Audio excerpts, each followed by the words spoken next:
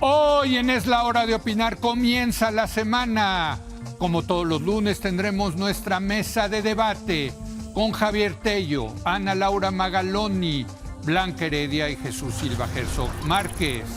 Esta noche vamos a discutir dos temas muy polémicos. Primero vamos a analizar la ley de amparo que está promoviendo la presidenta Claudia Sheinbaum, sus implicaciones jurídicas y políticas para el país. Después vamos a platicar sobre la trama de Adán Augusto López Hernández, que cada día se complica más.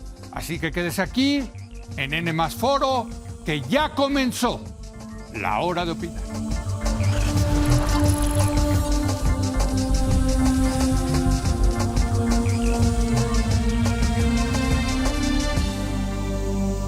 Muy buenas noches. En días pasados, aquí en Es la Hora de Opinar, hemos estado debatiendo acerca de la reforma al amparo, que puede resultar un tema muy técnico, muy seco, pero, hay que decirlo, tiene las mayores implicaciones en términos de política, de economía, de derechos humanos. En fin, es un tema de la mayor importancia, créame, de verdad.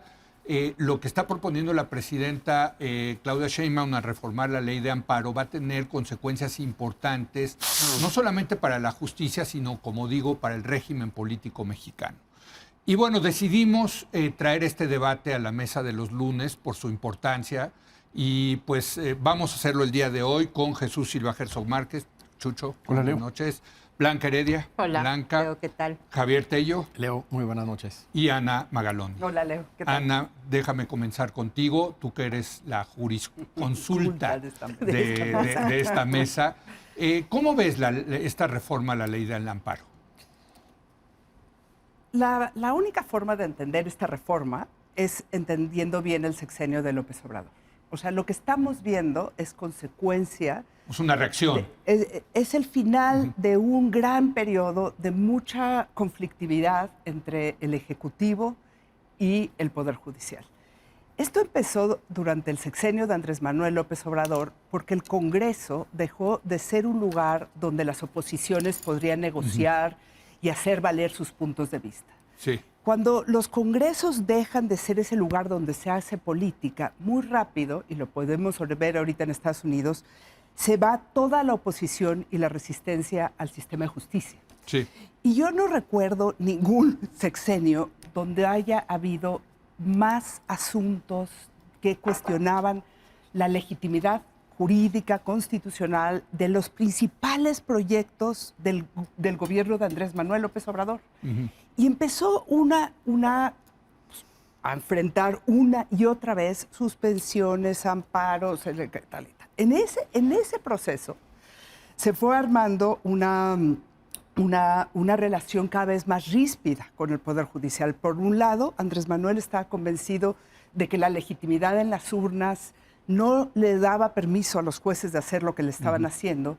Y por otro lado, Andrés Manuel también aprobaba iniciativas de ley que claramente violaban la Constitución. Correcto, como la eléctrica. La más enigmática fue el plan C del INE. Entonces no se plan pudo... B, sí, perdón. Pero no se pudo aprobar el plan B y va en ese momento a votar la ley que volvía a contemplar lo mismo que en la reforma constitucional no habían sacado. Lo mismo pasó con Guardia Nacional, en el sector eléctrico, tal y tal. Claramente muchos de los proyectos del presidente requerían reforma constitucional y no tenía esas mayorías. Entonces, ¿qué pasó con eso? Pues la Corte también empezó a hacer cosas. Los dos lados tuvieron excesos. La Corte empezó a dar, por ejemplo, suspensiones con efectos generales, contra acciones de inconstitucionalidad, donde expresamente lo dice la Constitución que no se pueden hacer. Pero gracias a esas suspensiones generales no se despidió a toda la burocracia del INE, por ejemplo. O sea, como que fue un juego donde los dos estaban, o sea, sí tienen razón. O sea, los jueces empezaron a hacer y a ejercer un conjunto de atribuciones. ¿Se extralimitaron?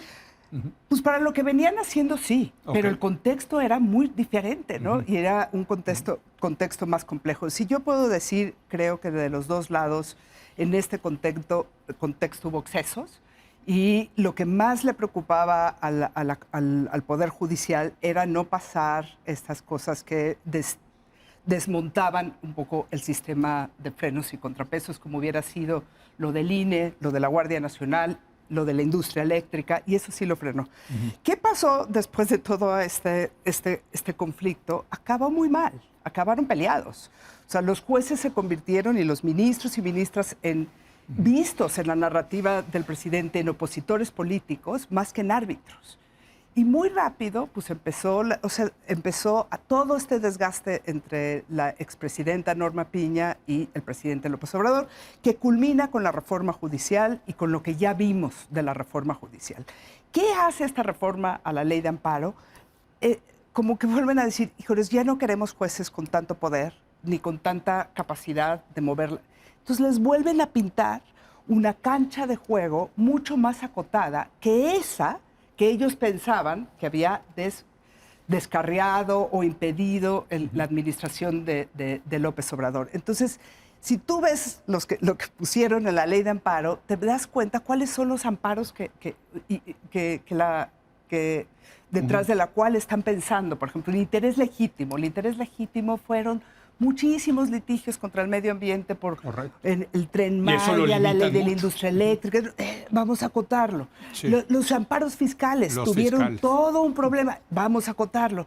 Las cuentas de la UIF. Pero todo tiene un origen, y se los prometo, en lo que litigó el sexenio pasado el gobierno de Andrés Manuel López Obrador y la forma en la que en este contexto se interpreta que es el poder de los jueces. Ya para terminar, lo único que quiero decir es que los poderes judiciales en contextos de partido hegemónico siempre tienen menos poder. O sea, la cancha del juego de los jueces es demasiado poder el que hay del otro lado y los jueces van a tener menos capacidad y valentía para poner determinadas decisiones. Y la gran pregunta, a mí, o sea, lo de la ley de amparo es una de las preguntas, pero la gran pregunta es para qué van a servir los nuevos jueces que están sentados ahí, porque lo que ha salido en Twitter y lo que dice la profesión legal está hecho un desastre. Como que la técnica, que se le ha ido mucho de la calidad de la técnica, de los argumentos. Entonces, yo cuando volteo a ver todo esto, digo, híjoles, ¿tendremos todavía un poder judicial capaz de frenar arbitrariedades? ¿Cuáles? ¿Cuáles yo creo sí, que no, cuáles no? ¿Y qué significa eso para la administración de la presidenta? Muy bien. Pero ¿hay espacio para esa pregunta, Ana Laura? O sea, ¿no la podemos resolver ya diciendo que no hay ninguna capacidad en el espacio judicial para frenar arbitrariedades? Creo que hay dos golpes sucesivos que son devastadores, que son mortíferos. Que por un lado se da la reforma judicial que anula las bases de autonomía, que anula la estructura de profesionalismo del Poder Judicial, y por el otro lado se le quita la capacidad a los jueces, estos electos a través de los mecanismos del nuevo régimen, se les quita la capacidad para interpretar las reglas y defender a los individuos que puedan ser víctimas de acciones inconstitucionales. Yo creo que ya no hay mucho espacio para decir, a ver, ¿qué tenemos? Yo creo que ya lo sabemos bastante bien, ¿no? Yo no sé. O sea, no lo tengo tan claro como tú, porque yo creo que ellos mismos se dan cuenta que no sabe bien quiénes llegaron. Y no saben bien quiénes llegaron, que les tienen que hacer una ley de amparo para que no se vayan a salir del corralito. O sea, por si acaso. Yo creo que hay mucha más capacidad de improvisación abajo de lo que uno cree. Yo creo que la parte de arriba de la jerarquía judicial, sin duda. Pero hay muchas cosas que se resuelven abajo. Yo me pregunto qué van a pasar con los jueces de control, con los ministerios públicos, con la corrupción. O sea, tenemos a un poder judicial más debilitado, ¿y para qué va a servir? Esa es una pregunta empírica. Déjame, porque yo tengo que reconocer, Javier, que tú habrá sido el primer año de López Obrador. En esta mesa de la hora de opinar dijiste que te preocupaba la judicialización de la política, cómo se estaba utilizando al Poder Judicial para parar una agenda que le iba política. A dar en la torre al Estado de Derecho, al frágil lo dijiste. Estado de Derecho que poco a poco íbamos construyendo. Y eso fue hace 6 años que lo dijiste. Y bueno, pues sí, vino la revancha, digamos, del Ejecutivo y del legislativo en contra del judicial. Y esto es parte de la revancha. Esto es lo que nos está diciendo Ana Laura, creo, ¿no? Sí, hay muchos trabajos que se han escrito sobre este tema, sobre exactamente eso, cómo la oposición en un sentido amplio, cuando no ve posibilidad de contener, de tener un proyecto con el que no están de acuerdo por la vía política, el Congreso, etcétera, se van al Poder Judicial siempre y cuando ese Poder Judicial sea lo suficientemente capaz y lo suficientemente autónomo. Y precisamente lo que teníamos en México era esa situación. Entonces, para mí no fue ninguna sorpresa. Coincido totalmente con lo que describe Ana Laura sobre esto. Yo agregaría que sí, la historia sí empieza un poquito antes. Yo sí creo que el amparo había sido cada vez más utilizado en la segunda mitad, vamos a decir, del siglo XX, en temas fiscales, que eso ya venía siendo un problema desde antes. Igual esa no es la motivación principal de esta reforma, pero ahí estaba ese tema, y yo diría que en décadas recientes el tema del crimen organizado y el uso del amparo por el crimen organizado, que también ya venía un poquito desde antes, pero creo que Ana tiene la razón en que para entender esta reforma hay que entender el sexenio de López Obrador. Y en cuanto a lo que decía Chucho, yo creo que en ese sentido es una mala reforma yo insisto, desde su punto de vista, porque hay muchísima incertidumbre de cómo va a funcionar esto. Igual logran 2 o 3 de sus objetivos, pero a costa de una enorme incertidumbre cotidiana que no les conviene. Para la economía, que no les conviene y que creo que no lo pensaron bien. Es decir, pudieron haber logrado esos 3 o 4 objetivos sin generar esa enorme incertidumbre que están generando cotidiana. Y en ese sentido es una mala reforma, sin duda desde tu punto de vista, pero yo insisto, desde su punto de vista. Por eso, ¿quién está ahí metido y cómo van a operar a nivel cotidiano? No sabe nadie. No Yo sabe. creo que es desastrosa en términos democráticos y desastrosa también en términos de orden público. De operación. Me parece que es una reforma, son reformas, tanto la de el nombramiento de los jueces como esta limitación del amparo, son ambas reformas que fortalecen un régimen autoritario y que fortalecen la corrupción y fortalecen al crimen. En ese sentido, es una buena representación del tipo de animal político que está apareciendo en nuestro país, que es, por un lado, una estructura, un edificio terriblemente autoritario, en donde no hay márgenes para defendernos de la arbitrariedad del poder, y por el otro lado, un espacio político en donde el crimen organizado, en donde la corrupción tienen una manga muy ancha. Flores, sí. Blanca, te toca. Sí, bueno, creo que yo me quiero centrar en lo único que poquito conozco más, la parte fiscal e impositiva, justamente que ya mencionó Javier. Les recomiendo un artículo espléndido realmente de la persona que todos ustedes conocen, Carlos Elizondo Mayer Serra, que publicó en 2009 un artículo espléndido que se llama La industria del amparo fiscal, donde hace un recuento histórico de cómo está la legislación, que es el artículo 31, que viene de la Constitución del 57, la más liberal de nuestras constituciones, que la toma verbatim, tal cual, la Constitución del 17, es una interpretación que da la oportunidad para que se use, digamos, la protección del amparo de manera muy amplia, pero no se utilizó. Hasta apenas en los 60 se empieza a utilizarse, pero luego esto crece exponencialmente de los 80s y sobre todo 90s en adelante.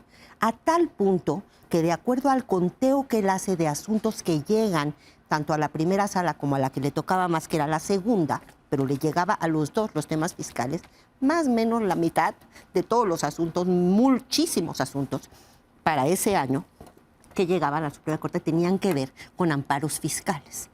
Básicamente lo que dice alguien que, digamos, en fin, en este artículo dice realmente sí había ya un abuso absoluto y fue usado especialmente por las grandes fortunas, por las grandes empresas, por los grandes inversionistas, para dilatar o de plano no pagar impuestos, reducir de manera muy significativa. Se creó, y es muy bueno el título del artículo, industria, porque a partir de una que ganan despuesito de que pone la nueva Corte Zedillo, un despacho, se abre un espacio de oportunidad enorme para despachos que empiezan a especializarse en justamente defender eso.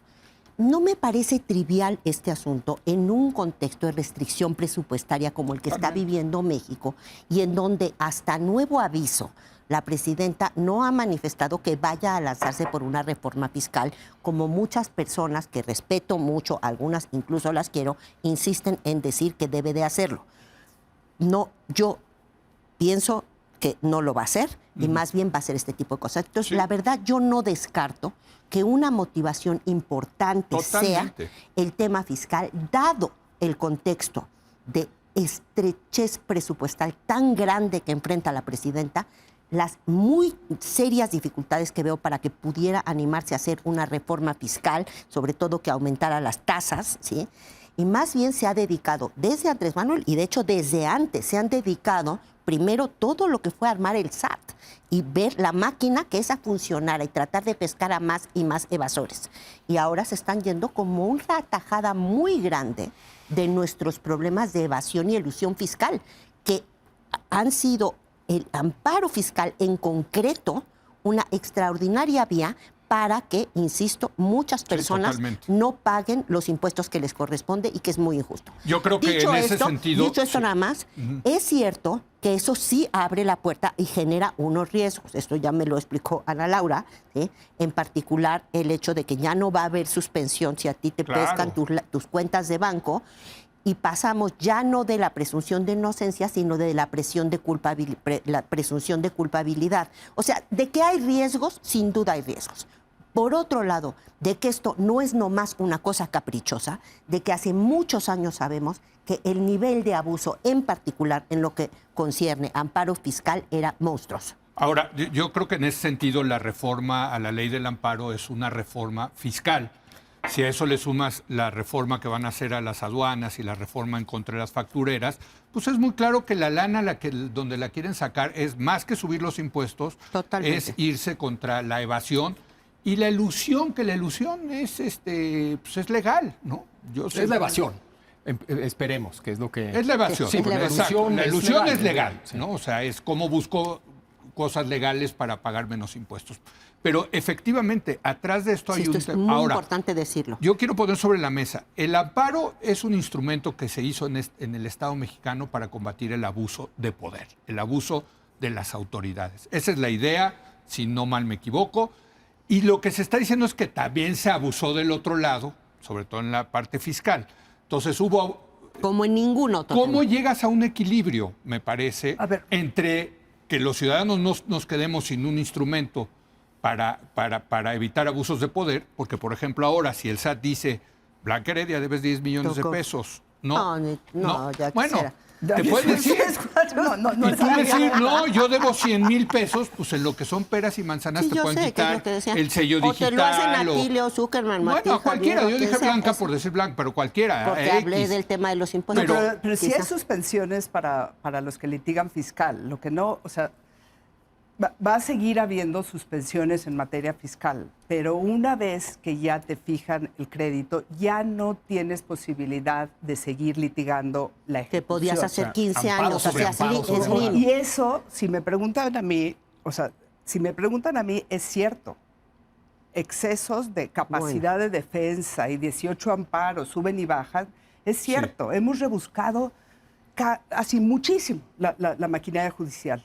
Y la capacidad de defensa y la capacidad de resistencia. Pero a ver, si el SAT te pone el crédito, que en realidad es una deuda que tú tienes con el SAT. Te tiene que demostrar que lo debes, ¿me entiendes? Y eso es lo que se está pero mientras litigando. que son peras y manzanas, te pueden quitar los sellos digitales, te pueden embargar, te pueden hacer un daño irreparable para las personas hasta físicas donde y morales. yo entendí la reforma, tus mecanismos de defensa acaban hasta donde tienes el crédito fiscal firme. Ya no puedes seguir con el proceso de ejecución y amparos. Pero lo que quiero decir con respecto a lo fiscal, que tienes razón, Blanca, que venimos de una cultura de abuso. Curiosamente, después del artículo de Carlos Elizondo, si tú sigues viendo la jurisprudencia, se cerraron muchísimas puertas porque entendió claramente la Corte que este era un tema muy sensible para no estas autoridades, para todos. Pues es la lana del Estado. Claro. Habían corregido. Pero así como hubo muchísimos litigios el sexenio pasado, los grandes contribuyentes y el SAT O sea, yo sí vi unas cosas del lado del SAT muy abusivas. Claro. Del sexenio pasado. Del sexenio pasado. O sea, había Claro. los evasores y los litigios que ya están en la prensa de gente que resiste el pago, que dices, híjoles, es increíble que lo sigan resistiendo. Pero del otro lado, ¿También? o sea, hay unos abusos del SAT con respecto a las... O sea, si gana el SAT, las aseguradoras del país truenan. Claro. Así de tan retroactivo y mal calculado está su issue, su tema con el IVA, digamos. Entonces, lo que quiero decir es que estamos en un contexto donde el empresariado, sobre todo el gran empresariado, se vio todo el sexenio combatiendo cosas con el SAT, muchas falsas, extorsionadoras, y que en este contexto se siente muy vulnerado que le quiten la capacidad de defensa. Totalmente. Entonces, creo que también habría que ver como los excesos del otro lado, así como ha habido excesos del Eso es lo amparo. que te decía. A ver, ¿cómo? No, pero habla de excesos previos a esta reforma. Sí, por eso, Claro, a ver. sí. O El sea, amparo se hizo para combatir el abuso del poder y también hay abuso, digamos, de las empresas frente al poder. Y ¿Cómo eso- llegas a un equilibrio? Pues es que yo sí creo que en el caso del amparo fiscal, a mí me parece que con que lleguemos a un equilibrio de ya se acabó la extorsión del SAT, el SAT ya no va a No, hacer pero esos con esta litigios. no, al revés. Le está dando muchas más instrumentos al SAT para que te extorsione. Porque, a ver, en lo que son peras y manzanas, yo te quito el negocio. O yo te congelo las cuentas No, de lo la de las unidad. cuentas me parece brutal. Bueno, pero es parte de eso Sí. también. Sí, Chucho. o sea, yo creo que tiene que llegar a un acuerdo donde la autoridad, el SAT tiene que recuperar su legitimidad frente a los contribuyentes. Chucho. Pero no es solamente un asunto fiscal, ese es un elemento muy importante. Y desde luego que no es un capricho de la presidenta. Yo creo que hay aquí todo un cálculo, una visión muy clara de qué es lo que hay que hacer para fortalecer la posición del Estado frente a los particulares. Es también, y ese es otro de los elementos muy preocupantes de esta propuesta, es una reforma que trata de cerrar las puertas.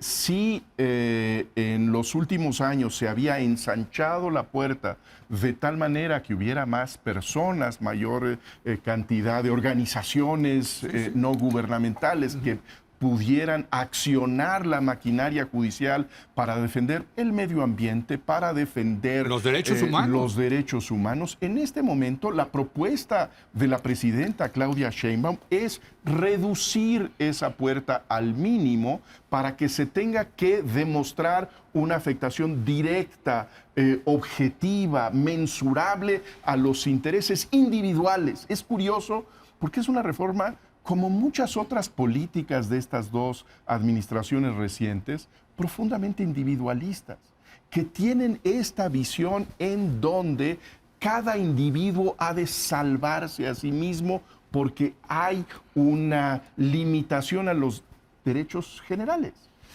Y en ese sentido me parece muy preocupante esta regresión, una regresión física, mecánica, de volver las cosas a como estaban antes del 2011. Javier. De acuerdo con la primera parte que describe Chucho, sí acota, restringe, como decía al principio Ana, traza una clara frontera mucho más estrecha, etcétera, etcétera. No coincido con la descripción de esto que es individualista, porque lo inspira una filosofía individualista. Al contrario, la lógica es precisamente esta lógica, tal vez equivocada, de que el bien común viene primero y a través del amparo estaban deteniendo lo que le conviene a la mayoría, lo que la mayoría quiere, etcétera, etcétera. Entonces, podemos tener una discusión sobre el calificativo individualista, aunque en efecto la manera en que está redactada ya aplica el amparo a un individuo siempre y cuando quede muy claro el daño, bla, bla, bla, bla. ¿No es Pero eso lo que individualista?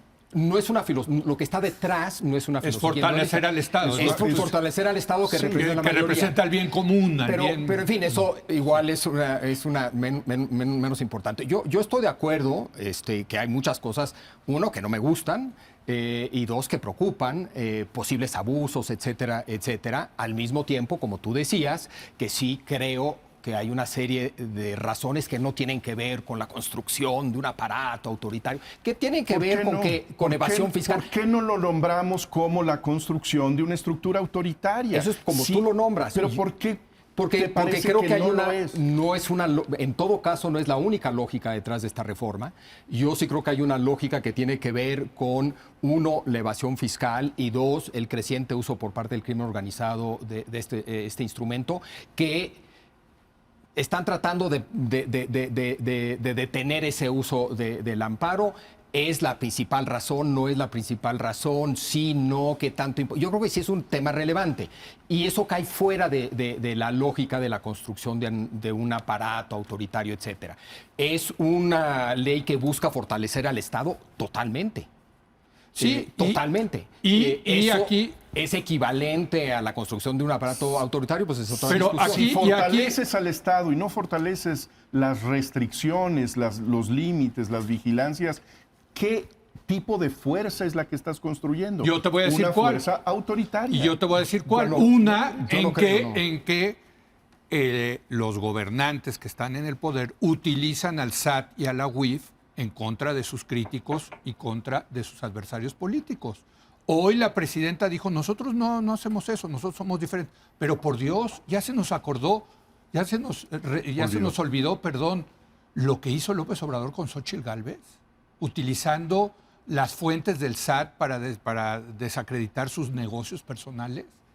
Perdón, pero es que, ¿cómo nos defendemos frente al SAT y a la UIF? Porque hoy un día se levantaron de malas, no le gustó lo que escribió Javier Tello o Ana Laura A ver, Magalón yo- y te avientan al SAT, te avientan a la UIF y te congelan tus cuentas. Yo creo que efectivamente hay un riesgo, y es algo que aquí creo que todos hemos coincidido en que hay ese riesgo. Yo me sumo a aquellos que lo han puesto sobre la mesa, que son, hasta donde recuerdo, Chucho y Ana, que es la parte de la restricción de la definición del interés legítimo, que le Sí. pega especialmente a temas que me parecen absolutamente centrales, tiene que ver con la defensa del medio ambiente, pero también me parece que es muy importante reconocer, y no hay mejor ejemplo que yo conozca que el del amparo fiscal, de darnos cuenta de aquellos, digamos, islas de legalidad que ha habido históricamente en México, han sido aprovechadas por grupos pequeños para beneficiarse enormemente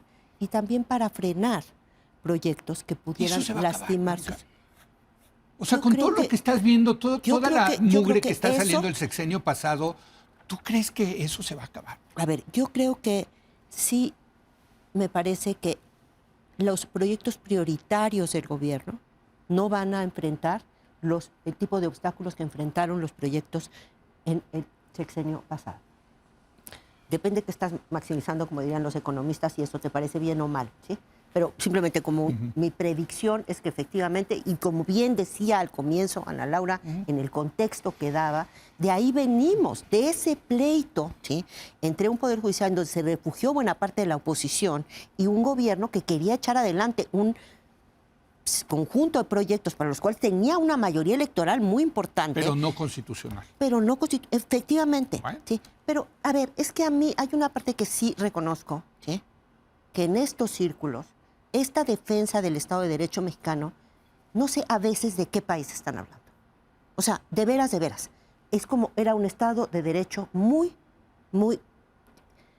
frágil, ¿Y ahora? muy precario. ¿Y ahora con estas reformas? Muy precario. Yo creo que efectivamente hay riesgos de que algunas de las cositas que se habían ganado, sobre todo para unos poquitos, esto no hay, yo no me cansaré de subrayarlo. Quisiera ver, o sea, ¿dónde están los datos que me digan que eso poquito que se avanzó benefició a las grandes mayorías? Todo el trabajo de Ana de acceso a la justicia muestra... Interrupción voluntaria del embarazo. sin duda, legalización puedes sacar de la tú, marihuana. Desde luego. Matrimonios igualitarios. Muy bien. Todos Todos esos esos se muy hicieron con importantes. interés legítimo, ¿no? Sí, Por ahí salió. yo creo que hay riesgos, ¿sí? Pero Bueno. la forma en la que se han utilizado esas islas, ¿sí?, de derechos efectivos en beneficio de grupos muy pequeños, me parece que eso Blanca, siempre es como, bueno, sí, pero no importa. Blanca, yo creo que es un punto muy importante el que haces. La pregunta que yo haría, ¿esa isla de legalidad se hace más pequeña o se hace Eso. más grande? A mi juicio, las reformas de estos últimos 7 años hacen que esas islas de legalidad sean granitos de legalidad, en donde se expande el espacio para la que la discrecionalidad. ilegalidad Yo quiero decir, reine, creo que nada tanto más- en el despotismo del poder como en el despotismo del crimen. Nada más, una Ese cosa. creo que es una el cosa. efecto. Yo creo que es así, pero como diría Elizabeth Warren, la norteamericana, con respecto al tamaño de la economía, aquí el tamaño de las islas de legalidad. Esa es una pregunta. La otra pregunta es a favor de quién, para quién gobernamos. A ver, ¿Para qué sirven esas islas, grandes o chicas? ¿Para quién? Nada más para lo dejo ahí. Morena. Pues hombre, No, por favor. no, yo no estoy hablando de están partidos, haciendo- estoy hablando de Pues, yo grupos sí. sociales. Bueno, yo no. Bueno, a ver, yo creo Yo que todo quiero este hablar de entramado es grupos para que sociales. Morena se quede a Ok. gobernar A quién ver, sabe a cuántos ver, años. A ver, a mí me A ver. parece que cuando uno ve lo que hizo la Corte en estos años, ves mucho más que fiscal. Sí. Ahí hay un montón de doctrina Sí. con debido proceso, con temas de género, con temas de Sí. tortura, con temas de incomunicación. O sea, sí hay en esa corte defectuosa y La y pasada, tal, la pasada. la pasada, sí hubo una cosa que se podría parecer a lo que hacen otros tribunales constitucionales en el mundo. Y esos derechos, si hubieran bajado al ras de tierra, le cambian Pero la no vida. bajaron. Pero espérame, no, otra cosa es decir, porque no bajaron, Perdón, se lo del acabó los aborto, derechos. lo del Esa es aborto sí una. bajó. Lo del aborto O sea, sí bajó. Y te la apuesto gran que hay pregunta menos. para Morena era cómo lo hacemos para bajar. Totalmente de acuerdo contigo. Y sigue estando ausente. Ausente en la O sea, discusión. cerrarle los espacitos de legalidad que funcionaba, de quien se podría defender. No, a lo que debería haber hecho Morena es garantizar que las personas puedan defenderse. Y eso es lo que genera la orfandad, no el funcionamiento de la Corte ni el funcionamiento del amparo. Ojalá hubiera más gente que hubiera podido usar el instrumento, pero no se crearon las defensorías públicas, les valió gorro cómo funcionaban los defensores en las agencias Tampoco del los Ministerio grandes Público. ¿Qué? defensores del Estado de Derecho construyeron nada de eso. No, Durante no. toda la etapa neoliberal Yo no que se estoy les llenaba la defendiendo- boca del Estado de Derecho, Yo como tú bien sabes, yo nunca he Yo sé, defendido yo eso, sé. pero que el argumento sea porque no les sirvió a todos, ¿vale la pena cargárnoslos? Eso no estoy de acuerdo. Yo creo que la pregunta es cómo hacemos que le ayude a los que más lo necesitan, que no son los que litigan fiscal. Bueno, Sin y yo duda. te voy a decir, la verdad, por ejemplo, en el tema fiscal, los que van a sufrir son los pequeños y medianos contribuyentes, porque los grandes contribuyentes van a encontrar rápidamente una manera de darle la vuelta, de eludir, de evadir, de comprar jueces, en fin, vas a ver. Sí. Yo va a creo estar que va más por caro. ahí. Va a ser más caro. Va a ser más caro por eso. Pues sí. Y más Y no elitista. está mal, y no está más mal que sea pequeña más la caro. isla. No, va a ser Exacto. más elitista. Cuanto más caro lo vuelves, menos al defensor, al chiquito. Tienes Más algo al que es tiene rápido lana. porque nos tenemos que ir a pausa. Perdón. Es un- Bueno, si quieres, cuando regresemos No, de la no, pausa. va, ya. El tema de las islas, que creo que es un tema importante, presupone un cierto modelo. O sea, lo que tú describes es veníamos construyendo una democracia liberal, constitucional, con pesos y contras. Es un cierto modelo que es el que defiendes.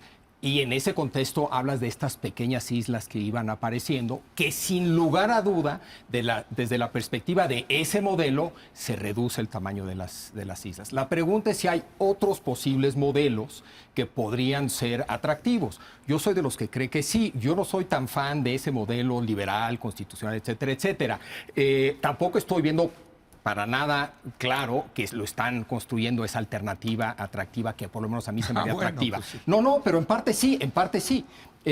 Por ejemplo, esto del acceso, que tiene toda la razón Ana, que es algo clave, una y otra vez muchos se han dado, Jeremy Waldron, por ejemplo, se han dado cuenta que nunca vas a lograr ese acceso a grupos marginados. No es posible. A la justicia. A la justicia. Que la manera que estos grupos tienen para hacer justicia es la vía política y no la vía legal. Es a través de ganar elecciones, es a través del pleito político, Protestas. la lucha política, las protestas. Eso es lo que tienes que apoyar. Ahí es donde... Colombia no es un buen ejemplo de eso. O sea, sí hay lugares donde las personas tienen mucho más acceso a la justicia que México. Ah, no. Pero Sin lugar a- mucho más. Tienes un abogado. En México no hay nadie que tenga ni siquiera un abogado. Esto te lo dice la gente que está escribiendo no de países emergentes, están escribiendo de democracias desarrolladas y que proponen un cambio de este sistema que defiende Chucho a otro. Y donde ven la mejor defensa de los derechos ciudadanos y de grupos marginados es en el Congreso, es a través de los partidos políticos, es a través de los sindicatos, no a través del aparato legal. No es que estén en contra de un Estado de Derecho, están a favor de otro tipo de Estado de Derecho, de otro tipo de isla. ¿Sí? La pregunta entonces para mí sería no si han crecido o disminuido las islas dentro de tu modelo, sino si vemos que se está construyendo un modelo alterno, diferente, que podría funcionar mejor, ser más atractivo. Pues no parece ser el caso. Bueno, o sea, tú dices, tener... a mí me gustaría, pero estos que están haciendo no es eso. A ver, pero es que uno podría eso. pensar que sí a mí me parece muy interesante lo que dice Javier y yo estaría en general A ver, de acuerdo déjame, con esa hacemos una posición. pausa y veo que todavía quieren seguir discutiendo esto. Sí, Entonces, sí, claro. regresamos en un Conmigo. momento más.